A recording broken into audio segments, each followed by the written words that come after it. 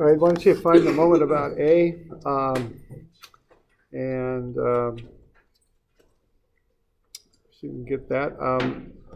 And if you're online, why don't you just pause the recording so I don't just have a bunch of empty space on the recording.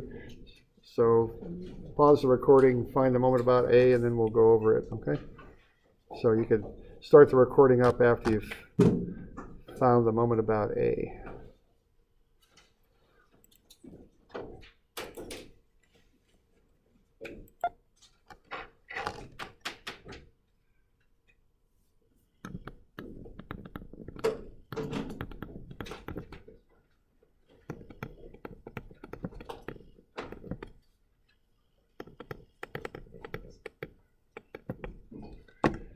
Oops, that's not good.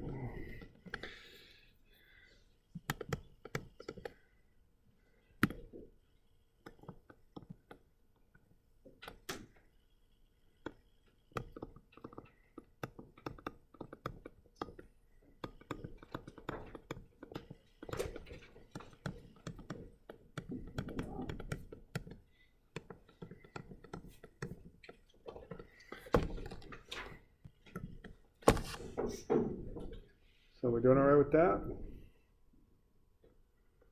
Now, I write everything out as a magnitude, and I put the sign in later. Okay, and what I mean by that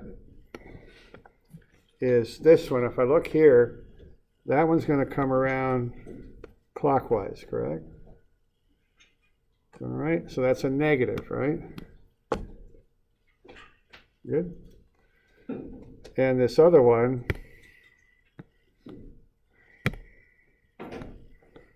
that one, okay, that's going to come around like that, isn't it? It's counterclockwise, so that's positive.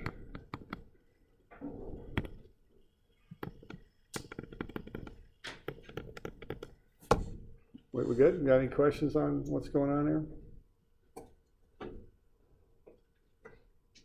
Now, one thing I want to point out is that there is no direct connection between the sign on a moment and the sign on the force.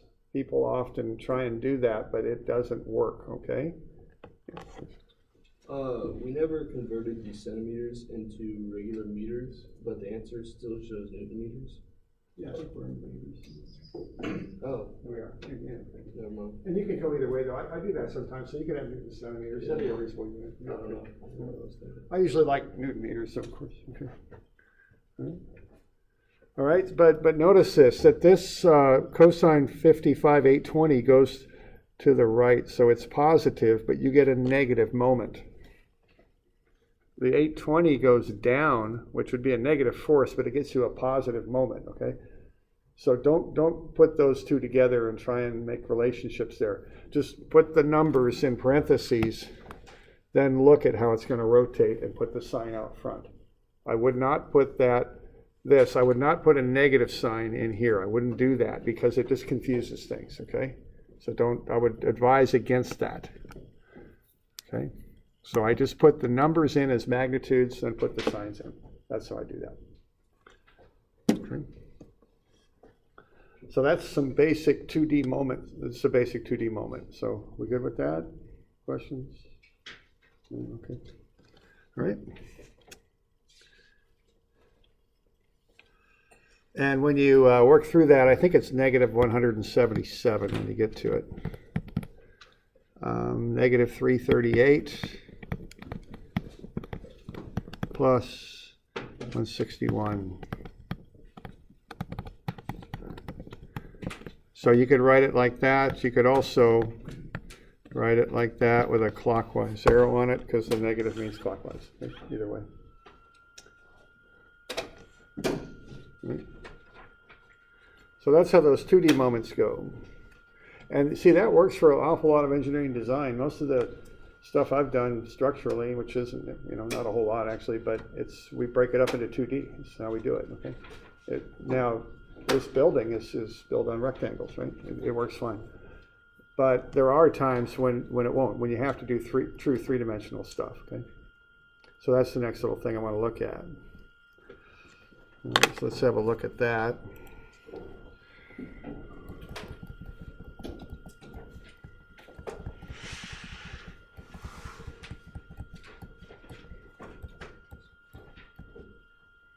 we go.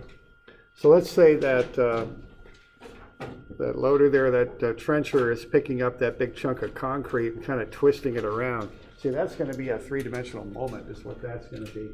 It's going to be hard to really model that with 2 dimensions. To model that, you probably have to go into full three-dimensional type analysis. So let's have a look at how we can handle that. And we're going to do this in a couple runs.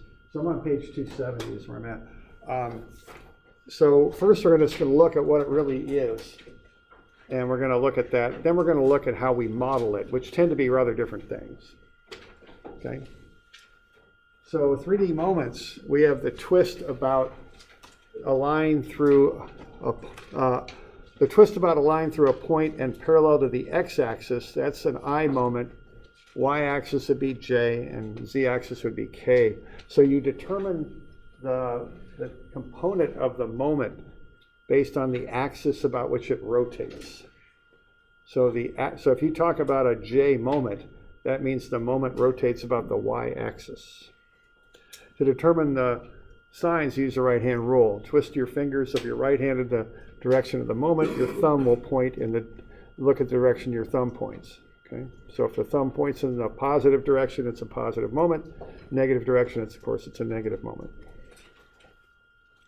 Now this can always be a little bit difficult with sketching on flat paper, but let's have a look.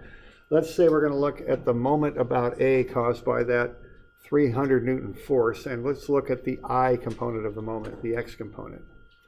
All right. Now a moment is just a force times a distance. So we're going to have 300 newtons. We're going to multiply that by the offset distance, which is 4 meters. Okay.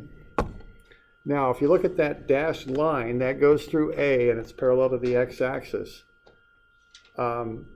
What's the sign on the moment? If you use your right hand and rotate it in the direction of that moment, which way will your thumb point? Which? Towards you. Right, and so towards you, what sign would that be? Positive.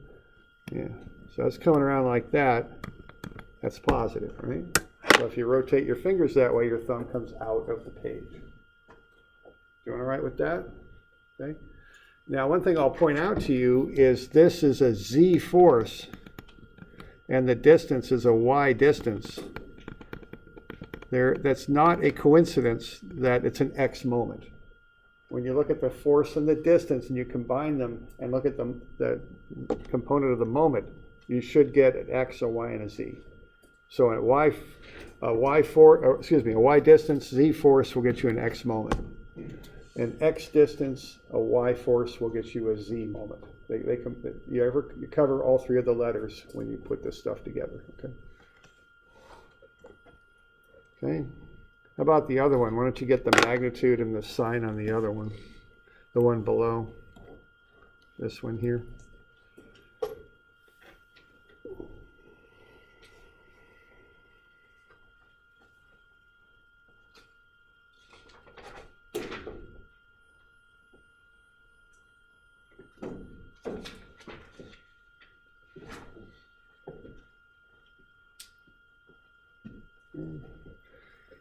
So force times distance will get you moment. Notice the distance is perpendicular to the force, and then the right-hand rule will get you the sign. Okay.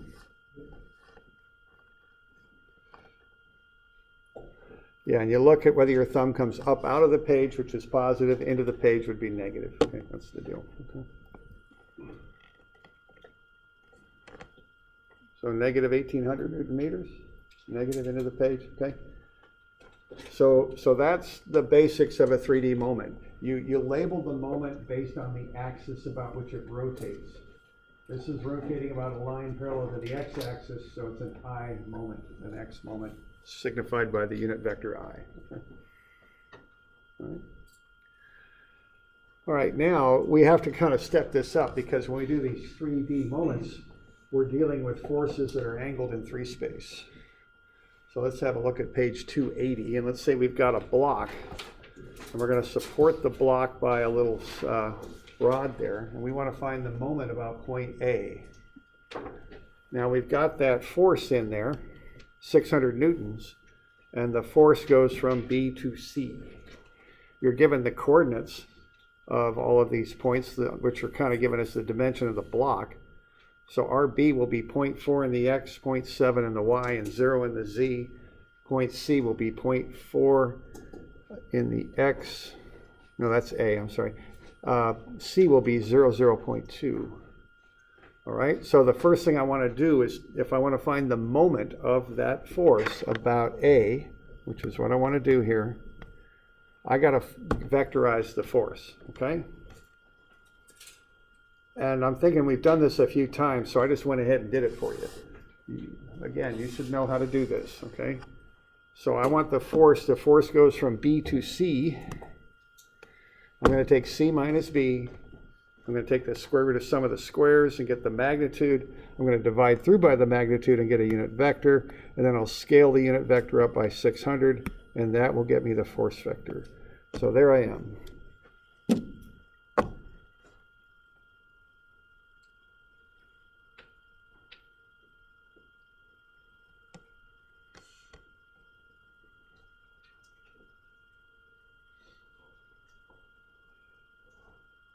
All right, so there we go.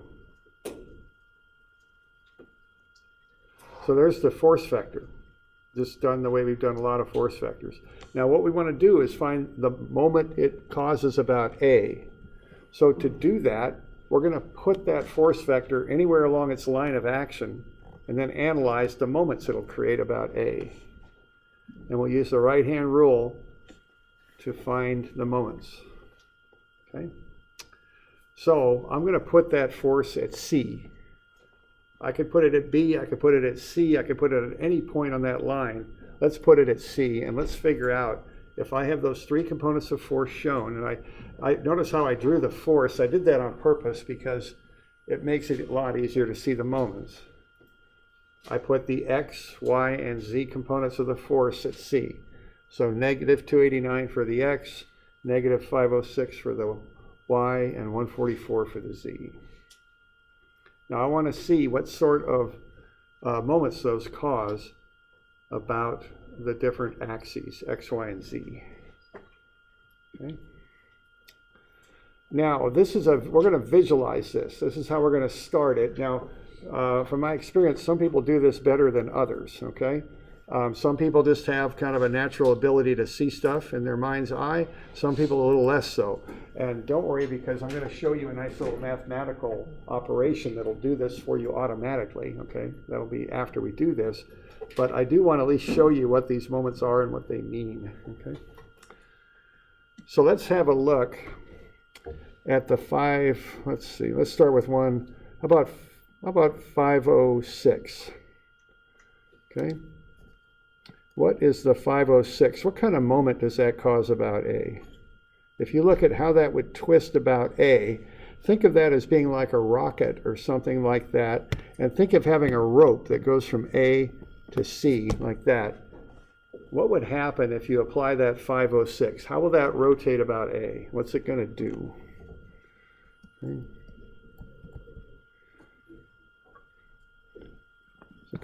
And this is always hard to draw. Is it going to do something like that?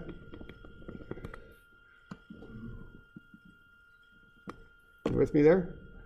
Now you call out the moment by the axis that is normal to the plane in which the moment occurs. So if that thing's spinning around like that, the axis that's normal to that plane, which is the axis about which it would rotate, is right there. So what kind of moment is that? It's a positive Z, right? Good. So what you're going to do for that moment then is you're going to take the 506 times the moment arm, which is the distance. Now this is a F. 506 is what? That is a Y force. Okay. We're going to multiply it by that distance, which is 0.4. And notice, I'm not bothering with signs here. I don't want to, because I can't combine the signs on forces and distances and just automatically get the proper moment sign out. What I want to do is just look at it. That thing, as it rolls around in that direction, that right-hand rule, that's going to go up, right? My thumb, if I rotate my fingers in that direction, my thumb will go up. So that's a positive Z. Okay, so notice what's going on there. I've got an X, a Y, and a Z. Okay, that's how these things combine always. And that's going to be positive, so I want a plus on that. Doing all right with that? Yeah, question there. So for the 506 and the 289, Mm-hmm. they're on the negative components of the x-axis. Right. Because up there you have the draws positives, but on our paper it's negative. No, I think they are both drawn negative. They're going into the, I don't have a negative sign on them, but if you look at the arrows. Oh, I see. So I'm not, yeah. Okay, now I see it, thanks. Yeah, sure. Okay, we're good. Okay. Now, how about the, so we good? Good. How about the 144? What's that doing? How's that going to rotate about A?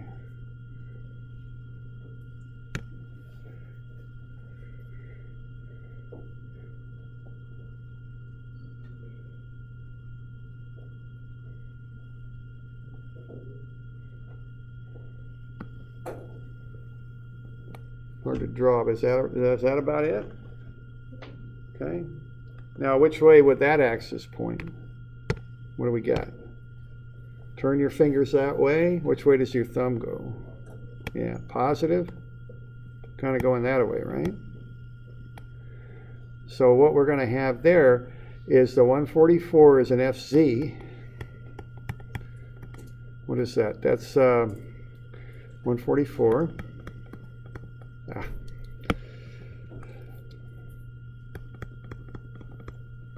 Distance is that same distance as before, 0.4 meters, and that's going to be, and so that's an X distance, and that's going to get us a Y component, right? Is that going to be a positive one? I think, right? Come on, get out of there. I don't want you. Okay, there we go. Doing all right? Now, how about the 289? I didn't draw it quite at the right angle, but you know, what's the 289 doing? Is it causing a moment about A? Not really, huh? Goes right through A? So it's pushing directly on A. So on account of that, no moment, right? So that's going to be a 0I. Because those are the three, those are the moments that we got. So if I need a moment vector, there it is. I get rid of all this stuff here. Come on. There we go. All right. And that's visually what's happening here. That's how we analyze it.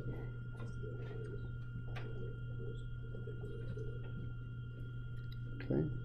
So 0I plus 57.6J plus 202K Newton meters. And that's the moment vector with its three components. Okay. And there, that's how it's rotating there with the highlighter there. Okay. So we got any questions on that?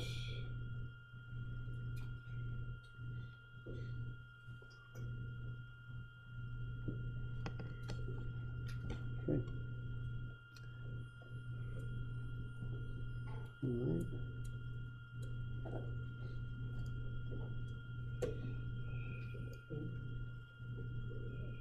Now, if we were to combine that together, we would come up with a moment vector.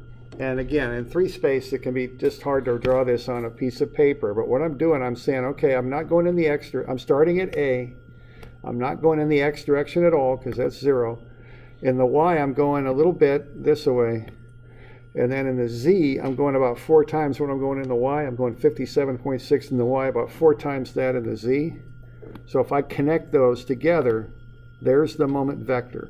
And what that means is if you just allowed this force, and think of it being like a comet coming or an asteroid coming into the solar system and just spinning around the sun, or think of it being like a rocket that you've attached with a rope from A, this is what it would do. This is how it would rotate.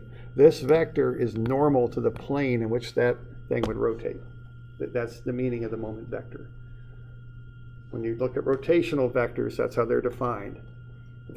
Think of a wheel. Think of the vector as being an axle about which the wheel would rotate. Okay? You okay with that? That's the meaning of this. Okay? All right. All right, so that's kind of the starter one there, okay, to visualize. So that was fun, so let's try it again. Let's do it at B this time. Oh man, we're doing it at B. Yikes. Okay, let's have a look. Now this requires a little bit more visualization on this one. What if, let's see. What's that? Now, what kind of rotation will that 144? Now, I've got the same vector. I put it at B this time, which I can do. If I have that 144 Newton vector, what kind of rotation, what moment arm would I use on that for the moment it would cause about the x-axis? And let's see, you can take this about anywhere along its line of action. And on this one, it might be kind of handy to visualize what I call a ball joint. You'll know what that is on a car or on a, like your hips, a ball joint. It's a ball that fits into a socket. It allows rotation any different sort of way. And let's say we got a rod that extends from A out to here, and we push on it with that 144. What's the 144 going to do to that rod? Yeah. So what's the moment arm on that? Length of the rod? 0.7. What's the sign on that? Rotate your fingers like that rod would rotate. Which way does your thumb go? Gonna be a positive? Good. So what that's going to do, it's going to take that rod, it's going to rotate it like that, rotate your fingers that way. That's positive. Okay? All right. Now, but that's not all that's going on in the x direction. See, there's more than one thing going on. The other thing that's going on in the x direction is if we have a rod there and we take this force and just extend it out, what is that 506 going to do about the x-axis? What's the moment arm for that? What's the length of the rod?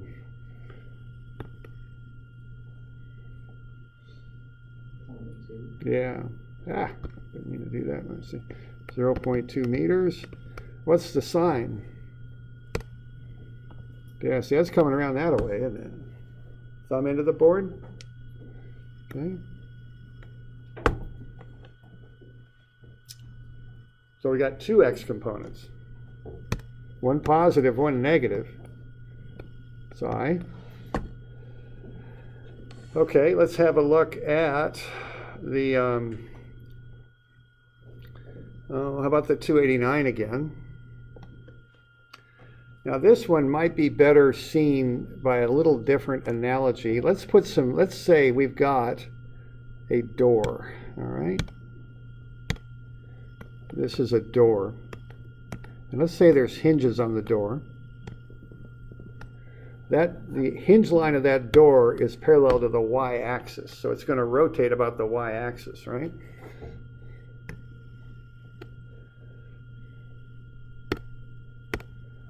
So that's a y moment, and we're going to use that 289. What's the moment arm that would cause that thing to rotate about those two green hinges I put on there, the squiggly lines on that top edge? What's the moment arm caused by the 289? Think of this as being a door, what I just hatched. If that's a door and there's hinges there, and I push on it with the 289, what's the moment arm? 0.7. No, I don't think so. We want to come off the hinge line is what we want to do, because we're, 0.2, okay? You with me there? And again, I know some of you, some are going to do this better than others. I know that. Okay, now that's going to go under. That's going to curl up around like that. Rotate my fingers that way. My thumb points which way? Plus? Yeah, positive. Okay. We good? All right.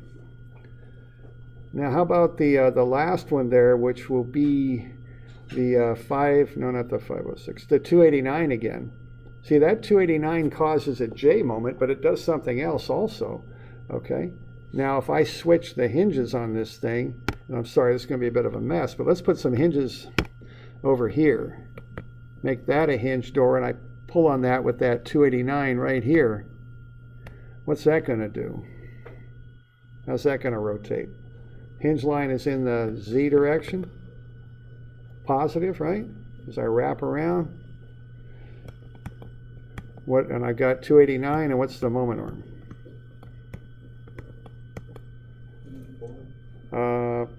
Not 0.4. It's on the door that's hinged. It comes perpendicular off the hinges. We got one left. 0.7, yeah, here we go. All right, here we go. Okay. Okay? X, Y, Z. Yeah, X, Y, Z, right. And that's the way to remember it, okay? Now, this is a real visual exercise, isn't it? And you got to take these 2D things and make them 3D in your mind. I've worked on water plants and stuff where they got pipe galleries, where they got pipes that cut through and up and over and go over here. You take those plans and you're trying to attach them together, and I actually hold the plans in my hand and I rotate them this way and attach them to that. And, man, that's a headache waiting to happen sometimes. But you got to get it right. Now, actually, the technology is really moving on this stuff, because it used to be you design that stuff in your mind and draw it up on a piece of paper, and nowadays you're designing the thing on a computer model. Okay. You have a three-dimensional computer model with all these pipes going all over the place, and you can tell it, cut it here and draw it up what I got, And I actually, one of the people on our advisory board for the CAD program, he was doing that, he was working on a big Intel facility, and the contractors would come in and say, okay, give me a cut right here. I got to see how these pipes are going through this wall. And he'd just take the model and put the cut and kick them out of drawing. It's pretty good. So, so this stuff's all changing, but all the same, this civil mechanical stuff we do, if you're going to build a big site like a civil site, man, you got to have it in your mind. If you don't, you get into some trouble. So we want to kind of develop that ability to see stuff. It's a good thing to do when you're designing. Okay. So there it is, written out a little nicer. And notice that even though there were 2x components, if you account for a little bit of rounding error, they just zero out. See, because the moment is the moment. It's the same moment that we had up above. It's just calculated differently, okay? But this is the essence of what these 3D moments are. They're moments about an axis in 3 space. Okay? And then you just put them all together to get the total moment vector. That's the moment vector then is normal to the plane in which the moment would occur. All right? We good with that? Now, I've kind of run you through this, but the truth of it is I don't really want you to do it this way, because you'll probably, the chance for error is pretty high if you're doing this. There's so much visualization, so many kind of mental gymnastics. There's a nice little mathematical model for doing this that we use, okay? But I at least wanted to show you this so you have some idea what a 3D moment really is, okay? But let's look at the mathematical model, okay? And the mathematical model is called a cross product. Okay. And this is one of these cases where, for whatever reason, mathematicians invent something, and then later down the road, some engineer's doing something that says, boy, I could sure use that bit of math to model what I'm doing, because that's really what we do with math, right? We model what's going on out there, okay, when we're working. I mean, especially in civil, right? It's a pile of dirt, and we got a bulldozer on it, okay? It's not a bunch of equations, it's a pile of dirt. We use the equations to kind of model what's going on with the dirt, but it's a pile of dirt is what it is. And we got to kind of keep that stuff straight when we're working through stuff. So let's have a look at this nice little mathematical model that'll help us. It's called a cross product. So a cross product C is defined by taking A crossed with B. So these are all vectors. You get a C vector if you cross the vector A with a vector B. Okay, the magnitude of C is the magnitude of A times the magnitude of B times the sine of the angle in between. C is normal to the plane formed by A and B, and it's governed by the right-hand rule. So if you take your fingers in the A direction, curl them towards the B, your thumb will point in the C direction. So it's not, if you change the order in which you cross vectors, you change the direction of C. So C is AB sine theta times the unit vector C. C is normal to the plane in which A and B lie. Okay, now this has a sine theta in it Sine of 90 is 1, sine of 0 is 0. So if sine of 0 is 0, anytime we cross like unit vectors together, we get 0. Okay? When we cross unlike unit vectors together, we get another vector that's normal to the 2 that we just crossed. So if we cross I and j, we get a k. If we cross I and k, we get actually a negative j, because the definition here is by the right-hand rule. Okay, so if I take my fingers in the x direction for the I, curl them in my right hand, curl them towards the j direction, which is the y-axis, my thumb points in the positive k. So I crossed with j is a positive k. Okay. If I take my fingers and point them in the x direction, curl them up towards the k, my thumb will point in the negative j direction. So that's a negative j. Okay. So I have all the crosses of all the possible vectors shown there in kind of a 3x3 format on page 290. Okay.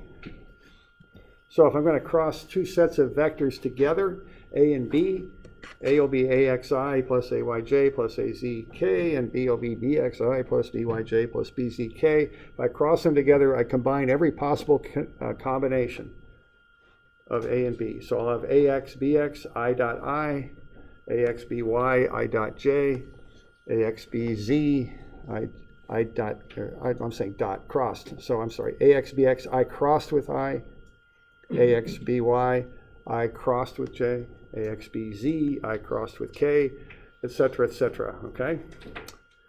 So when you cross the like things together, they zero out, so they're gone.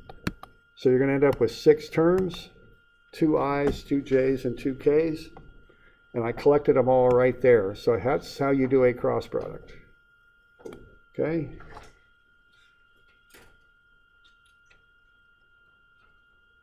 So I have that formula for doing a cross product on your formula sheet. So realize that it's there when you need it, because we're going to use this to do moments. It's what we're going to do with it. Now I learned how to do this with a determinant. Okay.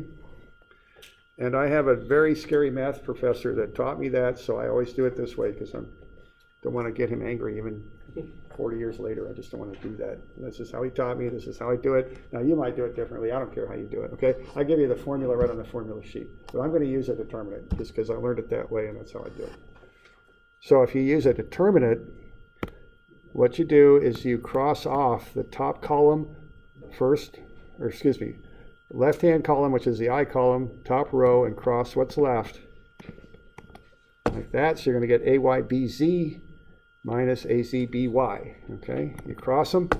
Then what you do is you cross off the top row, middle column, which is the J column, you cross what's left, AXBZ minus AZBX, and that gets a negative sign in front of it. The second term gets a negative. And then the last thing you do is you cross off the last column, top row, cross what's left, and AXBY minus AYBX. And that's the K, okay? And that gets you to this formula. Now, I've seen some of the math instructors are here. I think they have you just put like an I here. Does this look familiar when you're doing crosses, for those of you that have had them in math class? And then you kind of go 1, 2, 3, 1, 2, 3. You'll see that one. That's another way to do it. 3 ways to do it. But you got the formula on the formula sheet, okay? If you need it, it's there. So don't worry about how you do it. I don't care if you've got the formula, if you need it, okay? All right. Now, we can do crosses now. This is a mathematical vector operation in 3 states. Okay, so you're going to cross A dot B. There's the formula right there. If you've got 2 vectors, then you just combine them as the formula shows. The one thing to remember on that is you got to have a negative sign in front of the second term, which is the J term. The I and the K is positive, but the J gets a negative sign, okay? And you just follow that formula, plug in the numbers, and what you get out is a vector. All right. Now, the good news about this thing is it will automatically compute 3-dimensional moment vectors for us. It'll just do it for us. But we have to put the right stuff in the right order to do it. to get the moment about A, you will take R, which goes from A to the force, and you cross it with F. That's how you find the moment about A. You take a position vector from A to F and cross it with the force vector. And you will get this formula right here, which automatically combines everything in the way we just did it with the proper sign. It just all comes out, okay? So to find a moment, you go R and you cross it with F. That's all you got to do, okay?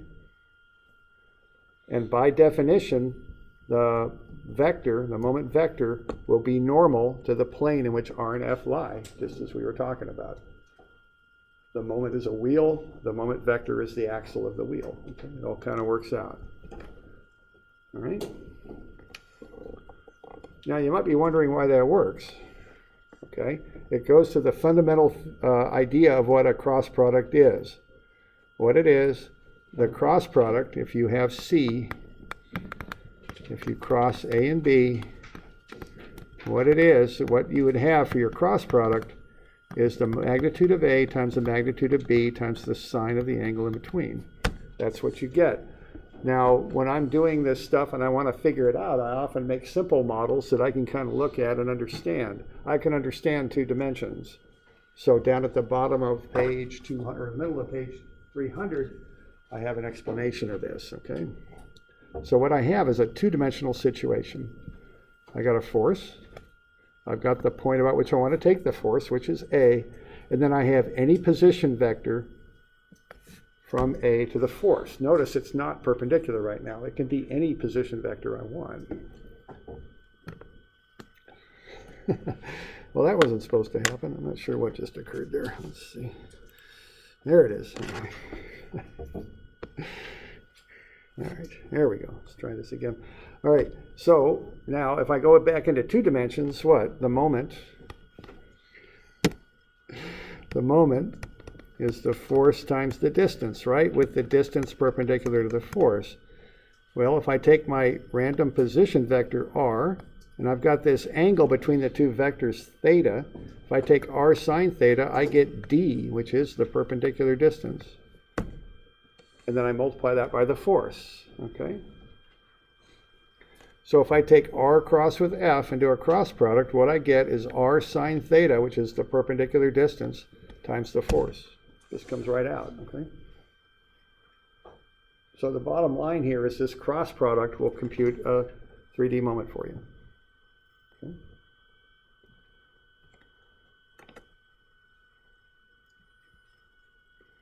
Okay, the moment is a wheel. The moment vector is the axle of the wheel, normal to the plane in which the moment occurs. Okay. So if I'm twisting the lid off of that jar there, so we go in like that, where does the moment vector go?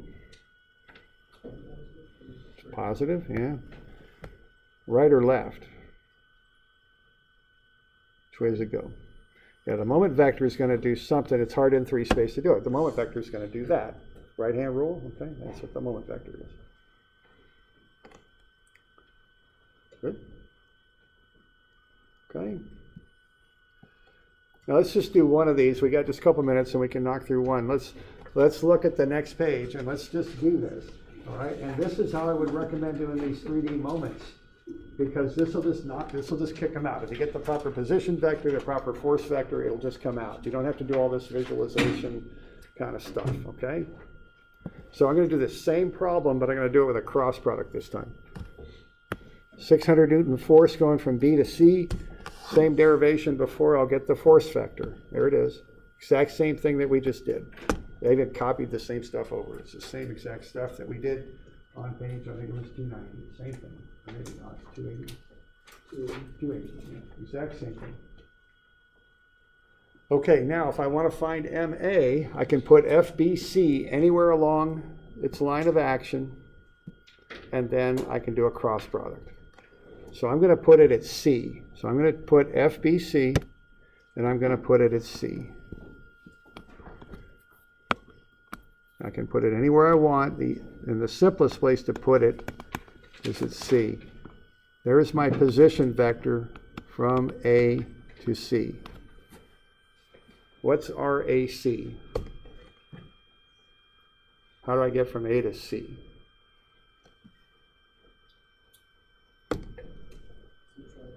Yeah. So take C, subtract off A. I get negative 0.4. Okay. Does that look right? I always like to do kind of the look test here. I'm at A and I want to go to C. Is that what I do? Negative 0.4i? Looks about right, eh? Okay. So all I got to do is take that position vector, negative 0.400, and cross it with the force vector. And the answer just magically comes out. It'll do all the visualization for you and all the combinations for you. It'll just come out in the wash, okay? So that's why I like doing this in 3-space. So if I do the cross product here, now I can always use the formula on the formula sheet, but I just use determinants again. That's just how I learned to do it. You don't have to do it this way. I don't care. I'll cross off the top row, left-hand column, cross what's left, 0 and 0. So that's 0 minus 0i. I'll cross off the top row, the middle column, and cross what's left. Negative 0.4 times 144 minus 0, and that gets a negative out in front. And then I'll do the last one. I'll cross off the right-hand column, top row, and cross what's left. Negative 0.4 times negative 50 points, negative 506 minus 0, and that'll be the k. All right, so I'll get 0i plus 57.8j plus 202.3k. Same answer that I got before doing it visually. And if you look at it, I'm combining the exact same stuff that we did visually. We're doing the exact same thing, putting the same numbers together to get the same answer. It just, you don't have to do all the visualization. It just does it for you. Okay? All right.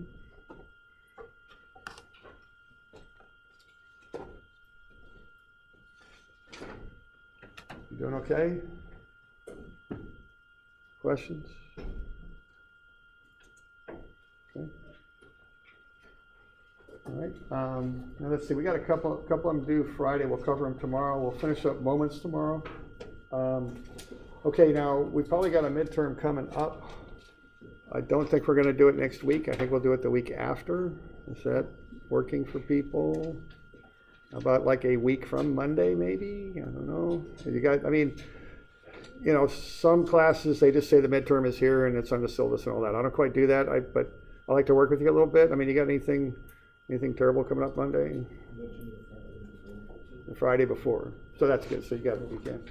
Let's tentatively plan for a week from Monday. I don't know what date that is. That's the 28th, I think, tentatively. We'll look at that. We'll dial in on that a little bit. But so we got homework due Friday, remember? Not this stuff yet, but some other stuff. All right? Okay.